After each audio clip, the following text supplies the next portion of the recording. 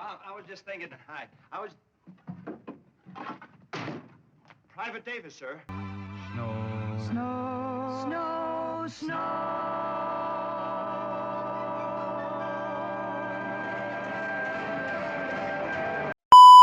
You've watched White Christmas every holiday season, singing along to Sisters, smiling at Bing's warm grin, never knowing what hid beneath that perfect Vermont snow, deadly fibers falling like confetti, a nervous breakdown at the Ambassador Hotel, a child star murdered over $50, songs that vanished, grief coded into melody, royalty fooled by cameras with no film. This movie, the one that plays on loop every December, holds stranger secrets than any Christmas card ever hinted at. These are 20 strangest facts about White Christmas 1954. And I swear some holiday magic wasn't meant for living rooms. But before we dive in, we've got a bonus fact waiting at the end, something about Irving Berlin that'll change how you hear that song forever. And hey, drop a comment below and tell me where you're watching this from. Are you bundled up in a snowstorm? Or is it sunny where you are? I love hearing from you. Now let me tell you about the snow that could kill you. Fact 1. The fake snow in the finale? Pure chrysotile asbestos, every flake. The entire cast stood beneath carcinogenic fibers while singing the most famous Christmas song in history. Back in the 1950s, Hollywood loved asbestos for snow scenes. Fire-resistant, lightweight, felt like the real thing. Nobody knew it caused mesothelioma and lung cancer. By the time we figured it out, the damage was done. What makes this wild is that Bing Crosby sang beneath poison twice. Once in Holiday Inn, back in 1942, then again 12 years later in White Christmas. The same deadly snowflakes, the same oblivious joy. I still remember watching that finale as a kid, thinking how magical it looked. Now I can't unsee it. That beautiful, glittering death falling on everyone we loved. Fact 2. In 1968, Rosemary Clooney's sweet, smiling Betty Haynes suffered a complete nervous breakdown, exhaustion, drugs.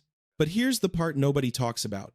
She was standing in the Ambassador Hotel in Los Angeles with Roosevelt Grier when Robert F. Kennedy was shot in the kitchen. She heard the gunfire. She joined his presidential campaign, believed in the cause, and then chaos. That trauma, combined with years of pressure, shattered her. The woman who sang "Count Your Blessings" spent the next 20 years battling demons before clawing her way back.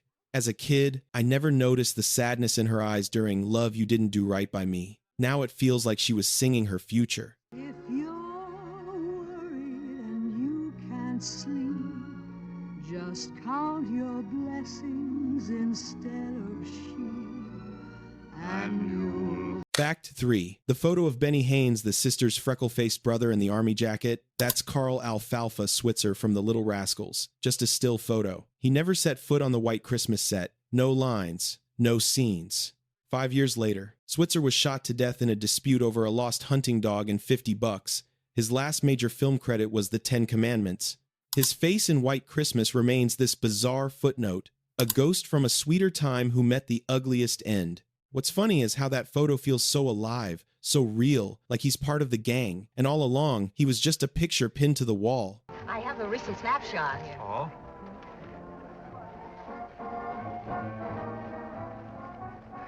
He always was a good-looking kid. Fact 4. The sisters' drag number wasn't in the script. Bing and Danny were goofing around on set, putting on feathered fans and blue garters as an April Fool's prank, mocking the girls' choreography. Director Michael Curtiz caught them mid-joke and laughed so hard he rewrote the plot to include it. What started as two guys clowning between takes became one of cinema's most beloved musical moments. Spontaneous comedy, captured forever. I remember the first time I saw it, thinking they looked ridiculous in those costumes. That's the point. It's supposed to be ridiculous. And somehow, it's also perfect, proof that the best scenes sometimes happen by accident.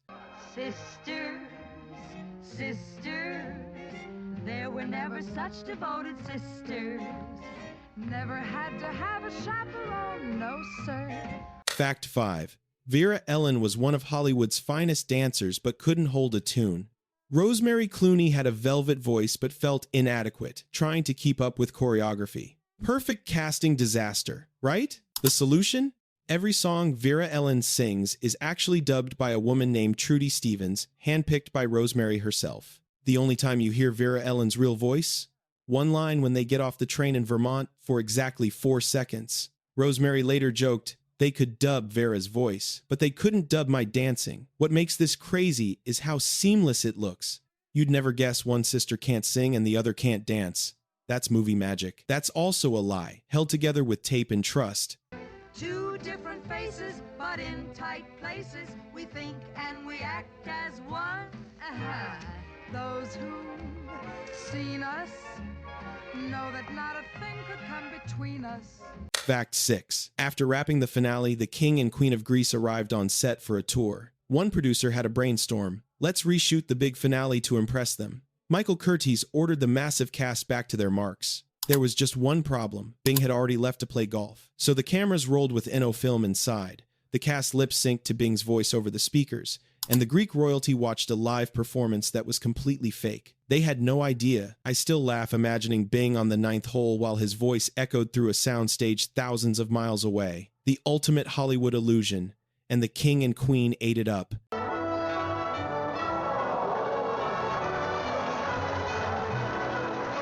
Christmas!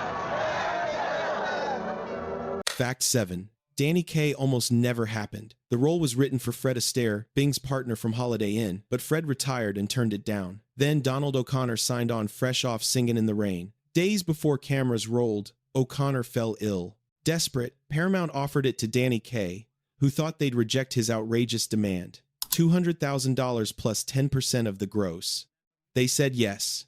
3 different actors, 3 rewrites of the same character, and Kaye thought he was pricing himself out. What's funny is how perfectly he fit the role. Like it was written for him all along. Sometimes chaos creates the right match. Sometimes desperation saves the movie. I was just thinking, I was... Private Davis, sir. At ease, Davis. General Waverly. A janitor. Fact 8. Bing Crosby initially walked away from White Christmas. The reason? His wife, Dixie Lee, had just died. He left Hollywood to spend time with his sons, grief still raw. Months later, at the end of January 1953, he returned to the project still broken, still pulling himself together. That warm, paternal presence on screen? It was a man healing in real time, one scene at a time. I remember watching him sing Count Your Blessings and thinking he looked tired. Now I know why. Sometimes the best performances come from people who've survived the worst pain. And sometimes we mistake grief for grace. When I'm worried and I can't sleep, I count my blessings instead of sheep. Fact 9. Decca Records controlled the White Christmas soundtrack, but Rosemary Clooney was under exclusive contract with Columbia Records, a rival label. The solution? 2 competing albums. Decca recorded the official soundtrack with Bing, Danny, and Peggy Lee, replacing Rosemary. Columbia released a separate album with Rosemary singing 8 songs from the film. To this day, the only place to hear Rosemary and Bing duet is in the actual movie. The contract war split the soundtrack in half. What's wild is that most people don't even know there are 2 albums. They just assume the soundtrack matches the movie. Nope, business got in the way of art, and we lost something beautiful in the process. I never saw the sunshine so bright, never saw things going so right. Noticing the days hurrying by when you're in love, my heart they fly. Oh, blue day. Fact 10. Irving Berlin, the man who wrote the best-selling song in history, paced like a prisoner during recording sessions. He showed up every single day, watching Crosby and the cast record his masterpiece, unable to sit still, his face twisted with worry. Finally, Bing stopped mid-take, walked over, and said, "There's nothing we can do to hurt this song, Irving. It's already a hit." Berlin had written White Christmas 12 years earlier, and he still couldn't believe it would work. I remember hearing that story and thinking, even genius doubts itself. Berlin gave us the song that defined Christmas, and he spent the whole movie terrified it would fail. That's the human side of legend nobody talks about.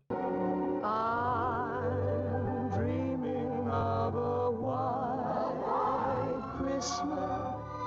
Fact 11. Bing Crosby and Danny Kaye in drag, lip-syncing to the girl's song, using feather fans. Director Michael Curtiz asked for take after take after take. Why? The 2 men couldn't stop laughing. Watch the final cut closely. You can see them giggling, breaking character, trying to hold it together. That awkward version made the film because it was the best take they could get. Crosby later admitted he hated shooting the scene. It's now one of the movie's most iconic moments. What's funny is that their struggle makes it better. The laughter feels real because it is real. Sometimes the broken take is the one that works. Ooh, two different faces, but in tight places. We think and we act as one. Fact 12. Rosemary Clooney's nephew, George Clooney. He called her Aunt Rosie and moved to Hollywood at 21, living at her house and driving her and her friends around while auditioning. But here's the heartbreaker. Rosemary's son, Miguel Ferrer, famous for RoboCop and NCIS, Los Angeles, died in 2017 at age 61. Both George and Miguel appeared on ER in the 90s, though never in scenes together. 3 generations of Clooney talent, all connected to White Christmas. I still remember watching Miguel on NCIS and thinking, that's Rosemary's son. The circle of Hollywood talent never really ends. It just echoes through families, generation after generation. Love, you didn't do right by me. Fact 13. Michael Curtiz, the director behind White Christmas, also directed Casablanca, The Adventures of Robin Hood, Mildred Pierce, and Yankee Doodle Dandy. He directed 102 films during his Hollywood career and won an Oscar for Casablanca. White Christmas was his biggest box office hit, ever bigger than any of his classics. The man who created one of cinema's most iconic dramas also gave us its most beloved musical. His Hungarian accent was so thick, a sign hung on his sound stages. Curtiz spoke in here. What's wild is how versatile he was. Drama, action, musical. The guy could do it all, and nobody remembers his name. That's the curse of directors. The work lives forever. The credit fades. While dancing, proving that the best things happen while you dance. Fact 14. Try a liverwurst sandwich with buttermilk. You'll have some peculiar dreams with that combination. The entire midnight snack scene where Bing rambles about sandwiches and dreams, almost completely improvised, not in the script. Crosby made up words like Weird's Mobile on the spot. The warm, naturalistic romance that makes Bob and Betty's relationship feel so real, that's Bing Crosby riffing, creating magic in the moment. Director Curtiz kept the cameras rolling and let him talk. I remember that scene feeling different, more honest than the rest of the movie.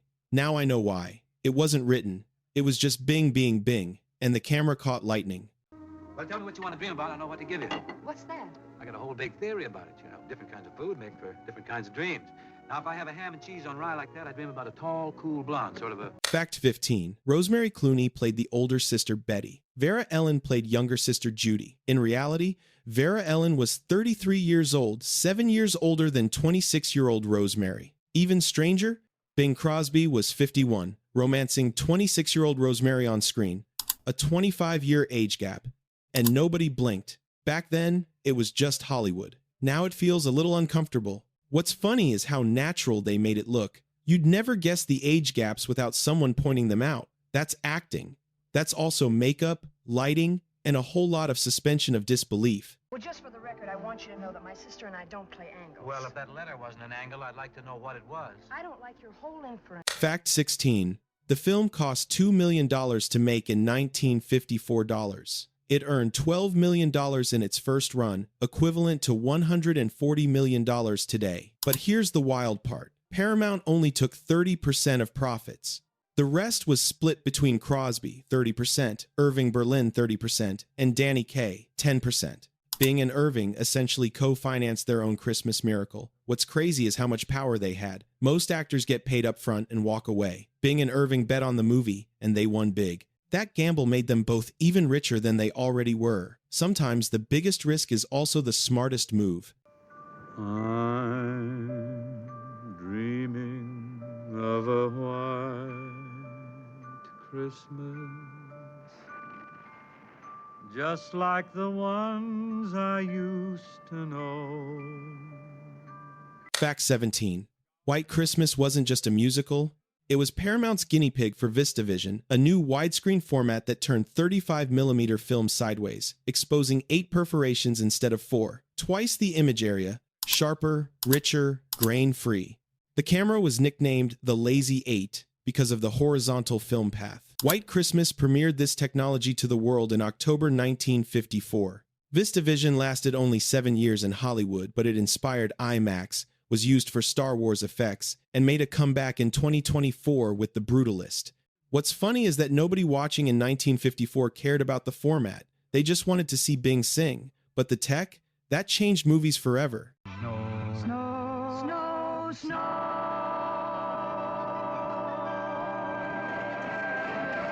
Fact 18. And gee, I wish I was back in the Army. The soldiers name-check famous USO entertainers. Jolson, Hope, and Benny all for free. Originally, it was Crosby, Hope, and Jolson. But once Bing was cast, they had to rewrite it. You can't have a character singing about seeing Bing Crosby for free while Bing Crosby plays that character. Jack Benny got the spot instead. What's funny is how subtle the change is. Most people never notice, but once you know, you can't unhear it. That's the magic of movie details. They hide in plain sight, waiting for someone to catch them. How we would yell, hey, for Dietrich and Cornell, Jolson, Hope, and Benny, all for free. Fact 19. Vera Ellen started dancing at age 10 in Norwood, Ohio. One of her carpool buddies to dance class, a young Doris Day. Years later, Vera Ellen became one of the youngest Radio City Rockettes at 18, then a Hollywood legend. Doris became Doris Day. Two childhood dance students, both superstars, riding to class together in suburban Ohio. I love that image. Two future icons sharing a back seat, probably complaining about sore feet, not knowing they'd both end up in the history books. That's the beauty of childhood dreams. Sometimes they actually come true.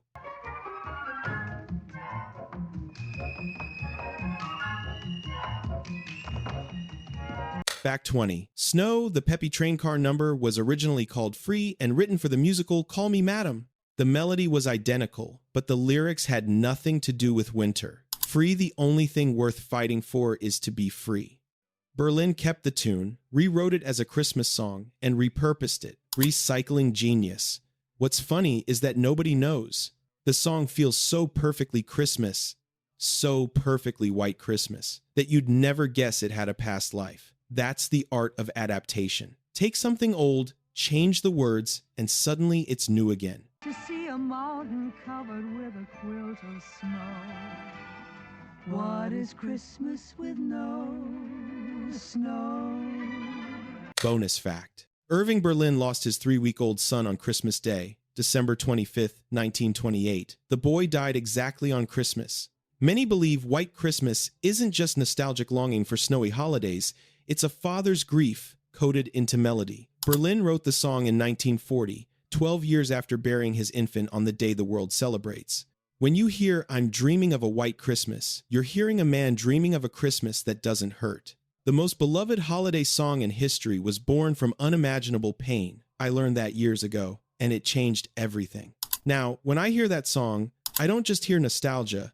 I hear a father trying to make peace with the worst day of his life. That's the power of music. It hides our deepest wounds in melodies. Everyone can hum. And that's White Christmas. A movie built on asbestos snow, casting chaos, dubbed voices, hidden grief, and one very nervous composer pacing in a recording studio, waiting for Bing Crosby to tell him, it's already a hit. We've watched it every December for 70 years, never knowing the secrets behind those smiles. The fake finale, the murdered child star, the father's coded grief. Maybe that's why it still works. Beneath the tinsel and the VistaVision perfection, there's real life hiding in the corners. Real pain, real laughter. Real people trying to make something beautiful in the middle of chaos. And somehow, they did. White Christmas earned over $30 million across its theatrical lifetime and remains a top 100 all-time box office film when adjusted for inflation. It airs every December, asbestos snow and all, a 70-year-old Christmas miracle that still feels like home. Because the best Christmas stories aren't perfect. They're messy, strange, and somehow still magic.